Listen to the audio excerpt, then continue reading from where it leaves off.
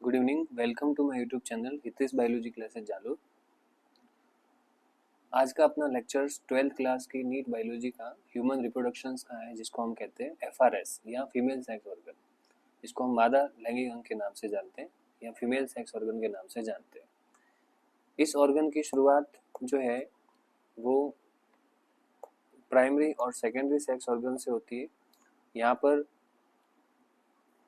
ये जो ऑर्गन दिख रहा है, इस ऑर्गन के अंदर सबसे पहले इस भाग की अगर हम बात करें तो ये दोनों भाग फीमेल के अंदर ओवरी के नाम से जाने जाते हैं या प्राइमरी सेक्स ऑर्गन के नाम से जाने जाते हैं। वही इसके अलावा जो दूसरा जो भी भाग दिख रहा है, जैसे ये फेलोपियन ट्यूब है, ये यूट्रस है, ये वेजाइना है, ये सारे स्ट्रक्चर्स जो है इनको हम किस नाम से जानते हैं? सेकेंडरी सेक्स ऑर्गन के नाम से जानते हैं। अब शुरुआत जो होती है चैप्टर की, तो वो होती है हमारे ओवरी से या इसके एक डायग्राम से। तो सबसे पहले अगर हम एक डायग्राम्स की बात करें तो ह्यूमन बॉडी के अंदर ये जो डायग्राम्स है वो कुछ इस टाइप से जो है फीमेल के अंदर सेटअप होता है। ठीक है, ह्यूमन फीमेल के अंदर इस ऑर्गन की शुरुआत कुछ इस टाइप से होती है। देखो, ये जो एफआरएस का डायग्राम है, इस एफआरएस के डायग्राम में इस भाग को हम किस नाम से जानते हैं? इस भाग को हम कहते हैं ओवरी। ये जो पार्ट दिख रहा है इसको हम कहते हैं ओवरी यानी अंडाशय।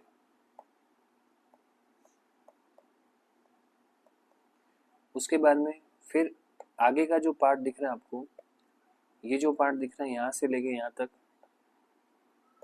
इसको हम कहते हैं फेलोपियन ट्यूब या फेलोपियन नलिका। इसको अलग अलग नाम से जानते हैं। इसको हम फेलोपियन ट्यूब भी कहते हैं, इसको हम यूटेराइन ट्यूब भी कहते हैं, इसको हम सेल्फिंग ट्यूब के नाम से भी जानते हैं, अलग अलग नाम से जानते हैं। ठीक है, इसको हम ओविडक्ट के नाम से भी जानते हैं, ओविडक्ट के नाम से भी जानते हैं। उसके बाद में फिर आगे का जो प्रोसेस दिख रहा है, ये जो आपको एक उल्टे पियर शेप की जो स्ट्रक्चर्स दिख रही है, इसको हम कहते हैं यूटेरस। इसका नाम है यूटेरस। ये जो उल्टे पियर शेप की स्ट्रक्चर्स है, इसको हम किस नाम से जानते हैं? यूटेरस। यूटेरस या इसको वोम कहते हैं, या इसको मेट्रा भी कहते हैं, या इसको हिस्टेरा भी कहते हैं। ये जो स्ट्रक्चर्स है इसको हम चार चार नाम से जानते हैं। इसका यूटेरस, हमारी बॉडी में यूटेरस जो है वो एक इन्वर्टेड पेयर सब स्ट्रक्चर है, उल्टे उल्टे नाशपति आकृति की स्ट्रक्चर्स होती है, जिसको हम गर्भाशय के नाम से जानते हैं, बच्चेदानी के नाम से जानते हैं। मेट्रा, हिस्टेरा, वॉम या यूटेरस, इन चार नामों से इसको जाना जाता है। उसके बाद में फिर आगे का जो भाग दिख रहा है, ये जो स्ट्रक्चर्स दिख रही है, इस स्ट्रक्चर्स को हम कहते हैं सर्विक्स। इस भाग को हम किस नाम से जानते हैं? सर्विक्स। ये सर्विक्स के नाम से इसको जानते हैं। यानी यूटेरस का ही लास्ट पोर्शन जहाँ पर इंटरनल ओस और एक्सटर्नल ओस दो चीजें पाई जाती है। जैसे देखो, ये यूटेरस है, यूटेरस में ये इंटरनल ओस और ये एक्सटर्नल ओस, इसके बीच का जो गैप पीरियड है, इसका बीच का जो गैप वाला भाग है, इसी को हम किस नाम से जानते हैं? सर्विक्स या ग्रीवा। इसमें कॉमन कैंसर होता है जिसको सर्विकल कैंसर के नाम से जानते हैं। और उसके बाद में एक बर्थ कैनाल पाई जाती है जिसको वेजाइना के नाम से जानते हैं या यूनी के नाम से जानते हैं।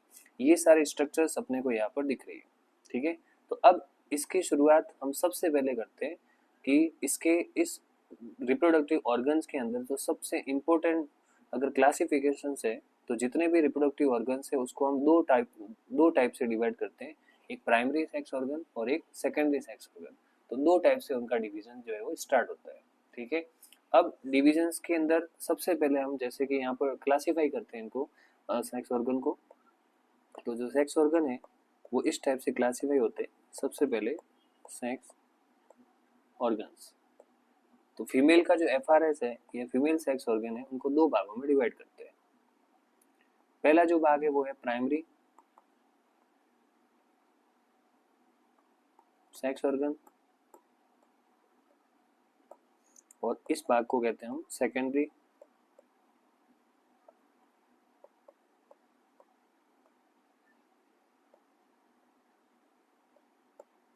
Sex organ. Primary sex organ के अंदर जो इंपॉर्टेंट ऑर्गन्स आता है उसको हम कहते हैं ओवरी।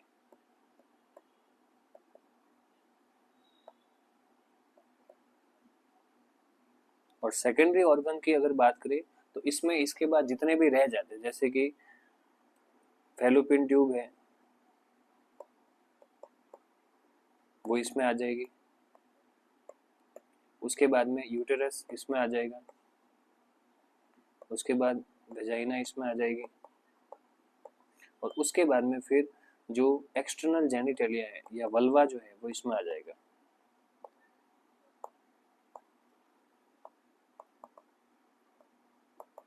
ये सारे स्ट्रक्चर जो है वो सेकेंडरी सेक्स ऑर्गन के अंदर कंसिडर किए जाते हैं। इसके अलावा ये जो है इनको कहते हैं प्राइमरी सेक्स ऑर्गन। तो सबसे पहले हम चैप्टर की शुरुआत जो है वो इन ऑर्गन से ही करते हैं कि एक ओवरी है और एक जो है हमारी बॉडी के अंदर दूसरे सेक्स ऑर्गन। अब इनके अलावा एक और चीज होती है जिसको हम कहते हैं sexual hormone.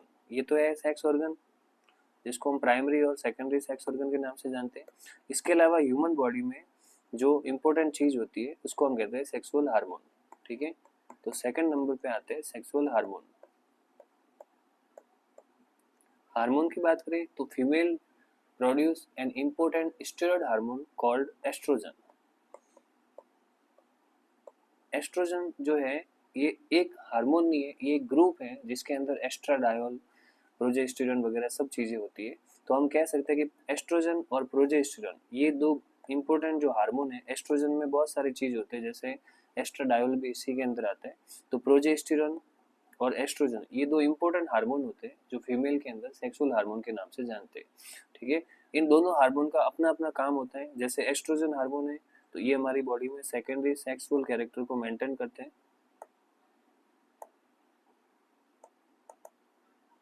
Secondary sexual character को मेंटेन करता है। इसके अलावा ये जो हार्मोन है ये एफएसएच को भी कंट्रोल करता है, यानी control FSH, control over secretion of FSH, over secretion of FSH. Follicle stimulating जो हार्मोन है उसको भी ये कंट्रोल करता है। इसके अलावा एस्ट्रोजन हार्मोन जो है वो यूट्रस में भी चेंज, साइक्लिक चेंज लाता है या मेंस्ट्रुअल साइकिल में कहीं ना कहीं मदद करता है। तो help in cyclic change during menstruation. Menstruation के टाइम में जो साइक्लिक चेंज आते हैं इन सब में ये हार्मोन जो है मदद करता है। सेकंड नंबर का जो हार्मोन दिख रहा है जिसको हम कहते हैं प्रोजेस्टेरॉन। ठीक है, तो ये जो हार्मोन है ये हार्मोन हमारे शरीर के अंदर और अलग रोल प्ले करता है। फर्स्ट हार्मोन एस्ट्रोजन और सेकंड हार्मोन जो है वो प्रोजेस्टेरॉन। इस हार्मोन का सिक्रेशन एक इम्पोर्टेंट हमारे हमारे शरीर में एक इम्पोर्टेंट ग्लैंड से होता है जिसको हम कहते हैं कॉर्पस ल्यूटियम।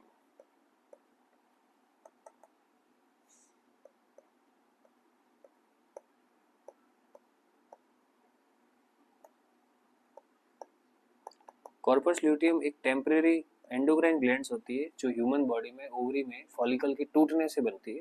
इस कॉर्पस ल्यूटियम से जो है प्रोजेस्टेरॉन सिक्रेट होता है और ये प्रोजेस्टेरॉन जो है वो प्रेगनेंसी के टाइम में या एम्ब्रियोनिक डेवलपमेंट के टाइम में ये यूट्रस की जो एंडोमेट्रियम लेयर है उसकी थिकनेस को बढ़ाता है। It increase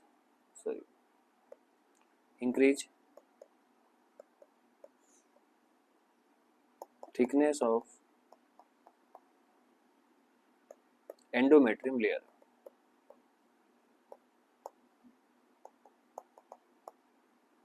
endometrium layer. तो इन दोनों हार्मोन का इंपॉर्टेंट जो फंक्शन है वो हमेशा हमें याद रखना है कि ये दोनों हार्मोन कहीं ना कहीं अलग अलग तरीके से जो है काम करते हैं। तो ह्यूमन बॉडी में एक हार्मोन जो है उसको हम कहते हैं एस्ट्रोजन और एक हार्मोन को कहते हैं प्रोजेस्टेरॉन। दोनों का अपना अपना काम है। ये हार्मोन अलग काम करेगा, ये हार्मोन अलग काम करेगा।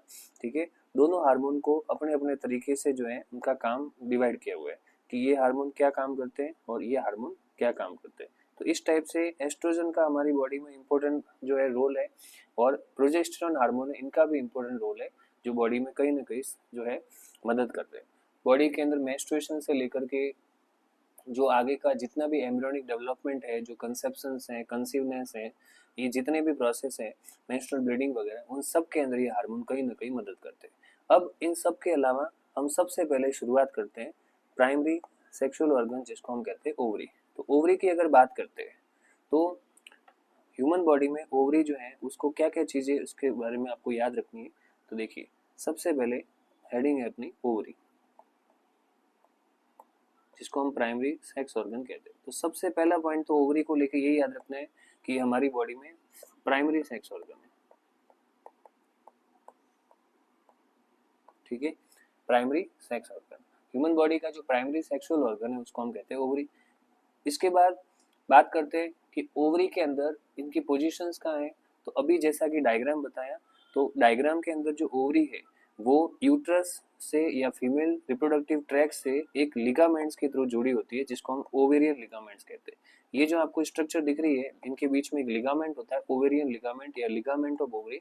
उसके द्वारा ये बॉडी में एब्डोमिनल कैविटी में, इंट्रा एब्डोमिनल जो कैविटी है उसके अंदर ये प्रेजेंट होता है। तो हम ये कह सकते हैं कि इसकी जो लोकेशन है तो ये कहाँ है, तो located in intra abdominal cavity. Intra abdominal cavity, ये इंट्रा एब्डोमिनल कैविटी में लोकेटेड होती है और किसके द्वारा होल्ड होती है, होल्ड बाय लिगामेंट्स, जिसको हम ओवेरियन लिगामेंट के नाम से जानते हैं। Hold by ovarian ligament, ovarian ligament के नाम से इसको जाना जाता है। इसके अलावा भी कई लिगामेंट्स इसमें पाए जाते हैं जो इसको होल्ड करते हैं, जैसे सस्पेंसरी लिगामेंट्स है, मीजोवेरियम है, ठीक है। इसके आसपास एक टिश्यू होता है जिसको हम कहते हैं मीजोवेरियम, ये भी इसके अंदर पाए जाते हैं। ओरिजिन की अगर बात करें ओवरी के, उसकी उत्पत्ति की बात करें, तो जितने भी रिप्रोडक्टिव ऑर्गन, एक्सक्रीटरी ऑर्गन और जो सर्कुलेटरी ऑर्गन है वो हमारी बॉडी में मीजोडर्म से बनते हैं। तो इसकी ओरिजिन जो है वो मीजोडर्म से होती है, यानी जो मध्य चर्म होती है वहां से ओवरी की ओरिजिन होती है। ओवरी या FRS को बोलो, MRS बोलो, जितने भी स्ट्रक्चर्स हैं उनकी ओरिजिन हमेशा किससे होती है, मीजोडर्म से होती है। इसके अलावा ओवरी के अंदर दो भाग होते हैं। जैसे अगर हम ओवरी की बात करें तो ये ह्यूमन बॉडी में इस टाइप से ओवरी होती है। अब इस ओवरी में दो इंपॉर्टेंट पार्ट्स होते हैं। इस ओवरी को हम दो रीजन्स में डिवाइड करते हैं। ये ओवरी का आउटर रीजन है और ये इंटरनल रीजन है। बाहर वाला जो रीजन है, यहाँ से लेके जो यहाँ तक का जो रीजन है, यहाँ से लेकर के यहाँ तक का जो रीजन है इसको हम कहते हैं कॉर्टेक्स, और बीच वाला जो रीजन होता है उसको हम कहते हैं मेड्यूला। तो ओवरी में टोटल कितने रीजन होते हैं, दो रीजन होते हैं। एक को हम कॉर्टेक्स के नाम से जानते हैं और एक को हम किस नाम से जानते हैं, मेडुला के नाम से जानते हैं, ठीक है। ये इसके रीजन्स हो गए। तो यहाँ पर हम कह सकते हैं कि ओवरी जो है उसमें जनरली कितने रीजन होते हैं, दो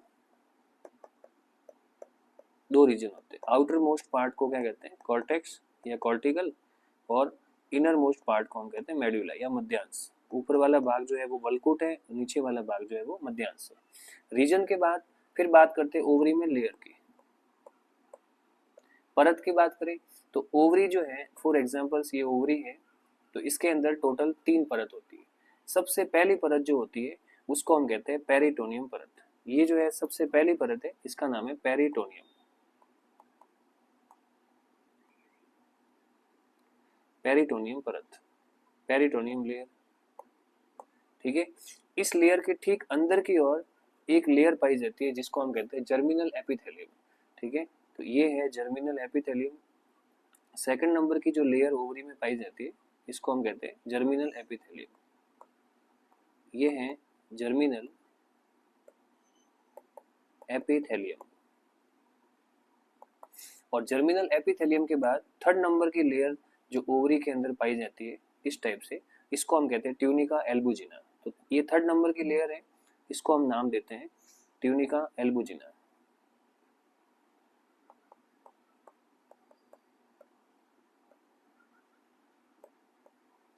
ट्यूनिका एल्बुजिनिया।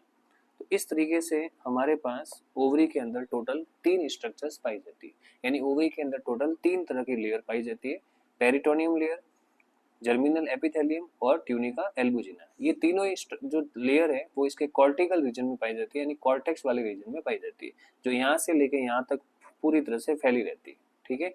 तो ये इनके अंदर लेयर की बात हो गई। लेयर के बाद में फिर बात करते हैं ओवरी के अंदर प्रोसेस oogenesis की प्रोसेस।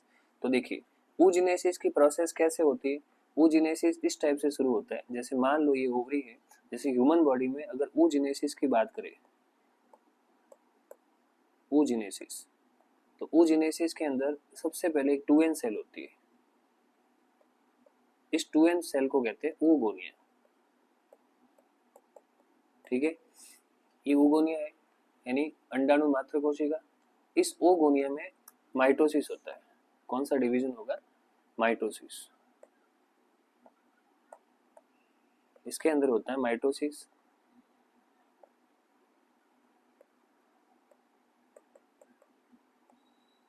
जैसे इसके अंदर माइटोसिस होता है तो उसके बाद में ये oogonia जो है वो दो तरह के oogonia का निर्माण करते हैं। ये भी दोनों 2n होते हैं और इनको कहते हैं प्राइमरी oogonia। इनका नाम हो गया प्राइमरी oogonia।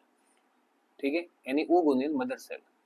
अब उसके बाद में इनके अंदर फिर से माइटोसिस होता है, दोबारा इनके अंदर माइटोसिस होगा। तो अब इनकी संख्या बढ़ती है और ये टोटल 4 oogonia हो जाते हैं। अब ये टोटल संख्या में कितने हो गए, 4 हो गए, 4 oogonia हो गए। और इस टाइप से 1 2 3 और 4, टोटल 4 टाइप के oogonia यहाँ पर देखने को मिल रहे हैं। ये सारे के सारे oogonia भी 2n होते हैं, इनको कहते हैं सेकेंडरी oogonia। Secondary oogonia। अब सेकेंडरी oogonia में से एक oogonia अपने आप को डेवलप करता है और डेवलप करने के बाद अब ये oogonia जो है थोड़ा सा बड़ा हो जाता है, जो अभी तक 2n ही है। इसको हम कहते हैं प्राइमरी oocyte। क्या नाम देते हैं, प्राइमरी oocyte। ठीक है, ये बन गया प्राइमरी oocyte, प्राथमिक अंडाणु मात्र, प्राथमिक अंडाणु कोशिका। अब इस प्राइमरी oocyte के अंदर स्टार्ट होता है मियोसिस। मियोसिस दो टाइप का होता है, मियोसिस फर्स्ट और मियोसिस सेकंड। तो मियोसिस फर्स्ट शुरू होता है। मियोसिस फर्स्ट जो है शुरू तो हो जाता है पर पूरी तरह से कंप्लीट नहीं होता। क्यों नहीं होता, देखो यहाँ से लेके यहाँ तक का जो प्रोसेस है ये फीमेल के अंदर बिफोर बर्थ होता है, बिफोर बर्थ। और बिफोर बर्थ का मतलब होता है during embryonic period, during embryonic period, यानी जब उसका जन्म भी होना होता है उससे पहले यहाँ तक का प्रोसेस शुरू हो जाता है। अब जन्म से पहले या बिफोर बर्थ जो है ये प्राइमरी oocyte, ये जो प्राइमरी oocyte है ये मियोसिस स्टार्ट तो कर देते हैं पर अरेस्ट हो जाते हैं या रुक जाते हैं एक स्टेज में जिसको हम कहते हैं डिप्लोटिन। डिप्लोटिन स्टेज में ये जो इनके प्राइमरी oocyte है ये वाले, ये इस स्टेज में आकर के रुक जाते हैं। यानी प्राइमरी oocyte मियोसिस कंप्लीट होगा तब सेकेंडरी oocyte में बदलेंगे, लेकिन अभी मियोसिस कंप्लीट होता ही नहीं है। प्राइमरी oocyte में मियोसिस शुरू तो हो गया लेकिन डिप्लोटिन स्टेज में आने के बाद ये एग जो है वो रुक जाते हैं। तो इसका मतलब जन्म के बाद अगर फीमेल की ओवरी के अंदर हम oocyte को देखेंगे तो वो हमेशा कौन सा होगा, प्राइमरी oocyte। वो सेकेंडरी oocyte देखने को नहीं मिलेगा क्योंकि सेकेंडरी oocyte जो है वो कब अपीयर होगा, जब मियोसिस कंप्लीट होगा। यानी आधा मियोसिस बिफोर बर्थ फीमेल में कंप्लीट हो रहा है और बाकी का आधा मियोसिस जो डिप्लोटिन के बाद स्टार्ट होता है वो फीमेल के अंदर आफ्टर प्यूबर्टी यानी आफ्टर 12 और 13 ईयर्स जो है ये स्टार्ट होगा।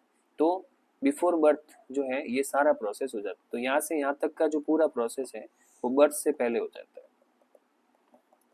अब बर्थ हो गया, बर्थ के बाद प्यूबर्टी आ गई यानी 0 to 12 ईयर्स का जो टाइम है वो चला गया और आफ्टर 12 ईयर जो प्यूबर्टी आ जाती है तो सेक्सुअल मैच्योरिटी आ जाती है। तो उसके बाद में ये मियोसिस ओवरी के अंदर कंप्लीट हो रहा है, यानी ये मियोसिस कंप्लीट होगा और जैसे ये मियोसिस कंप्लीट होता है तो अब ये जो प्राइमरी oocyte है वो अब एन हो जाते हैं और एन होने के बाद अब इनको हम क्या कहते हैं, सेकेंडरी oocyte। अब इनका नाम हो गया सेकेंडरी oocyte। और ये जो सेकेंडरी oocyte है वो ओवरी से आउटसाइड आ जाते हैं जिसको हम कहते हैं ओव्यूलेशन। तो सेकेंडरी oocyte का क्या हो गया, ओव्यूलेशन। ओव्यूलेशन के बाद ये सेकेंडरी oocyte किस में आ जाते हैं, फेलोपियन ट्यूब में, फेलोपियन ट्यूब में आ गए। तो ओव्यूलेशन और फेलोपियन ट्यूब ये सेकेंडरी oocyte का होता है जो कि ओवरी से ओव्यूलेशन के बाद में आ गए। ठीक है। और फैलोपियन ट्यूब में आने के बाद में फिर इनके अंदर एक स्पर्म आएगा और इन स्पर्म जो है वो इनको फर्टिलाइज करेगा। और फर्टिलाइजेशन के बाद जैसे ही फर्टिलाइजेशन होता है तो फर्टिलाइजेशन के बाद इसके अंदर मियोसिस सेकंड स्टार्ट होगा। मियोसिस फर्स्ट पहले हो गया, मियोसिस सेकंड अब होगा। और अब मियोसिस जब सेकंड हो जाता है तब ये जो सेकेंडरी oocyte है ये बन जाते हैं उटीड में या ओवम में। तो अब इनको जो स्ट्रक्चर्स बनी है इनको हम कहते हैं ओवम। और चूंकि फर्टिलाइजेशन हो चुका है तो फर्टिलाइजेशन जो है कंप्लीट होने के बाद एम्पी मिक्सिस जब कंप्लीट हो जाएगा तो इनको क्या कहेंगे, एग सेल के नाम से जानेंगे। तो ये पूरा का पूरा प्रोसेस जो है जिसको हम क्या कहते हैं, oogenesis। अब ये पूरा प्रोसेस जो हमने बताया है इसको अगर हम ओवरी में बताएं तो ओवरी में कैसे होगा, तो देखिए ये पूरा प्रोसेस हम एक ओवरी में समझाते हैं। कंप्लीट कैसे होगा एक ओवरी में, तो देखिए ये प्रोसेस है और इसको हम ओवरी के हिसाब से पढ़ाते हैं। सबसे पहले बनाते हैं ओवरी। ये हमारे पास एक डायग्राम है ओवरी का।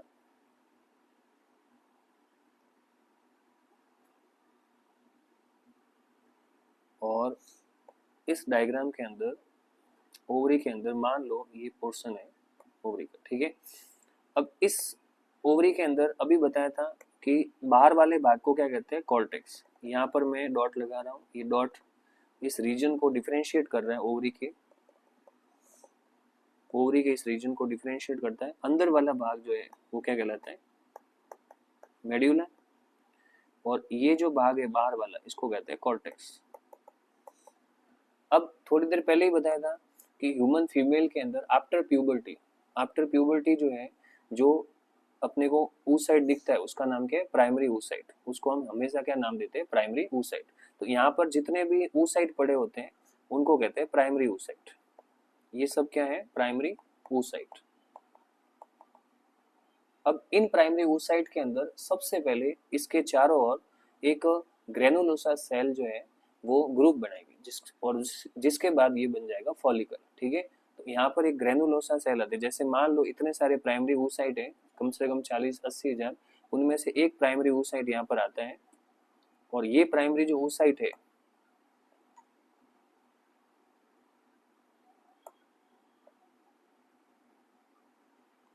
ये प्राइमरी oocyte इसके चारों ओर एक सेल जमा हो जाती है जिसको ग्रेनुलोसा सेल कहते हैं, ठीक है। तो अब ग्रेनुलोसा सेल जैसे इसके चारों ओर जमा हो गई, इसने बना दिया प्राइमरी फॉलिकल। अब ये स्ट्रक्चर्स है इसको हम 1F कहते हैं। 1F का मतलब होता है फॉलिकल, F का मतलब फॉलिकल यहाँ पर, ठीक है। तो ये बन गया 1F यानी प्राइमरी फॉलिकल। अब आगे का स्ट्रक्चर्स कैसे होगा, जैसे ही ये प्राइमरी फॉलिकल आगे बढ़ता है तो इसके चारों ओर इसके ऊपर एक और लेयर आ जाती है जिसको हम कहते हैं थीका। ये इसके ऊपर एक्स्ट्रा एक लेयर आ गई फॉलिकल के ऊपर, इस लेयर को हम कहते हैं थीका। जैसे ही थीका बन गया तो थीका बनने के बाद अब ये प्राइमरी फॉलिकल जो है वो बदल गया सेकेंडरी फॉलिकल में, यानी 2F बन गया। उसके बाद में फिर ये सेकेंडरी फॉलिकल जो है वो आगे बढ़ता है और उसके अंदर एक कैविटी बन जाती है, थोड़ा डेवलप हो जाता है। जैसे मान लो ये अपने पास जो है प्राइमरी oocyte है, प्राइमरी oocyte अब किस में बदल गया, सेकेंडरी oocyte में। इतनी देर हमारे पास प्राइमरी और सेकेंडरी फॉलिकल में क्या था, प्राइमरी oocyte। तो प्राइमरी और सेकेंडरी फॉलिकल में जो oocyte था वो प्राइमरी oocyte था जिसका मियोसिस कंप्लीट नहीं हुआ था। लेकिन जैसे ही टर्सरी फॉलिकल बनने की बारी आती है तो इसका मियोसिस जो कि डिप्लोटिन स्टेज में जो एग अरेस्टेड हुए थे वो अरेस्टेड नहीं होते, वो आगे बढ़ते हैं। और आगे बढ़ने के बाद में अब उसमें मियोसिस कंप्लीट होता है और कंप्लीट होने के बाद में फिर उसके बाद में जो प्राइमरी oocyte था वो अब किस में बदल जाता है, सेकेंडरी oocyte में, ठीक है। और सेकेंडरी oocyte में बदलने की वजह से अब इसको हम कहते हैं मैच्योर जो है oocyte। तो ये बन गया सेकेंडरी oocyte।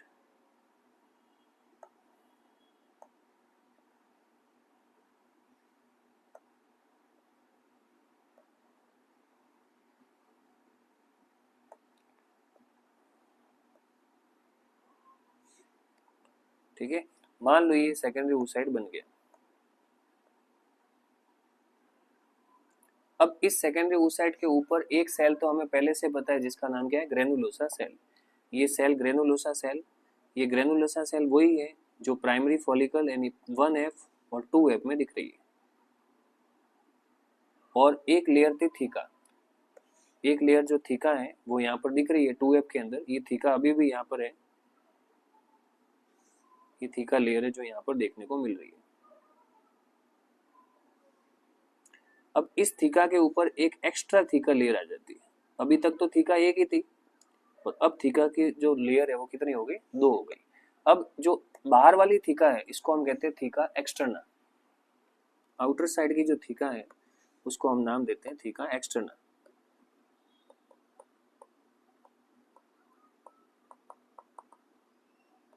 और अंदर वाली लेयर को हम कहते हैं थीका इंटरना। ठीक है। और साथ ही साथ थीका ही नहीं बना, थीका बनने के साथ इस फॉलिकल में एक कैविटी बन जाती है जिसके अंदर फॉलिकल जो है फ्लूइड भरा होता है, इसको हम कहते हैं फॉलिकुलर एंट्रम। इस कैविटी को कहते हैं फॉलिकुलर एंट्रम।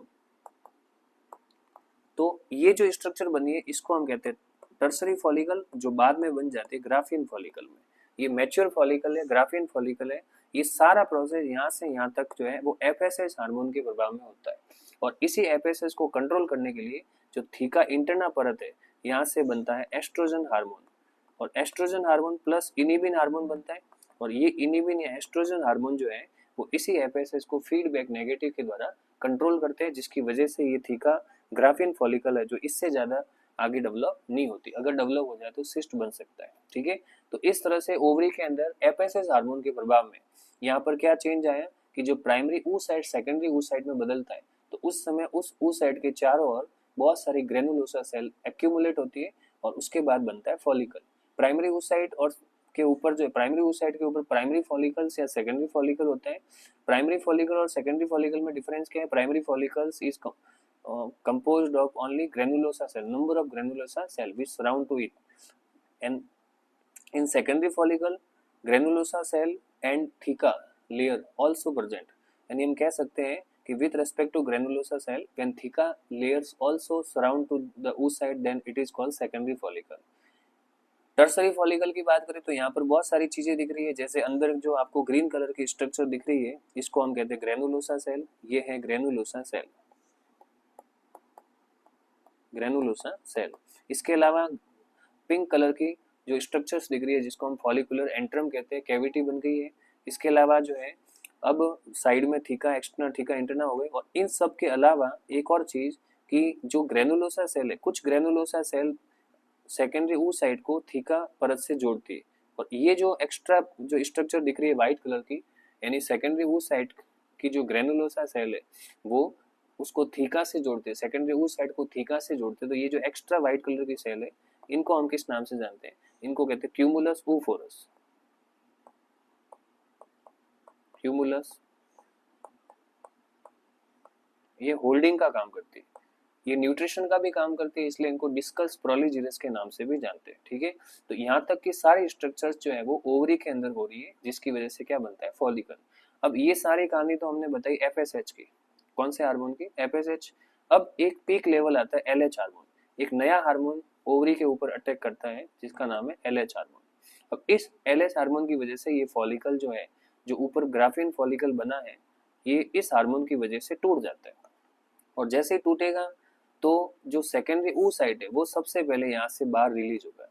मान लो जैसे ये ग्राफियन फॉलिकल है और ये एल, अब एफएसएच हार्मोन तो है ही, एक और हार्मोन आ गया एलएच, इसकी वजह से ये ग्राफियन अब ग्राफियन फॉलिकल किससे बन रहा था? एफएसएच से, लेकिन अब लेवल किसका ज्यादा है? एलएच हार्मोन का। जैसे ही एलएच हार्मोन का लेवल ज्यादा हो गया तो जो ग्राफियन फॉलिकल के अंदर जो सेकेंडरी oocyte है वो ग्राफियन फॉलिकल को तोड़ के यहाँ से आउटसाइड रिलीज हो जाती है।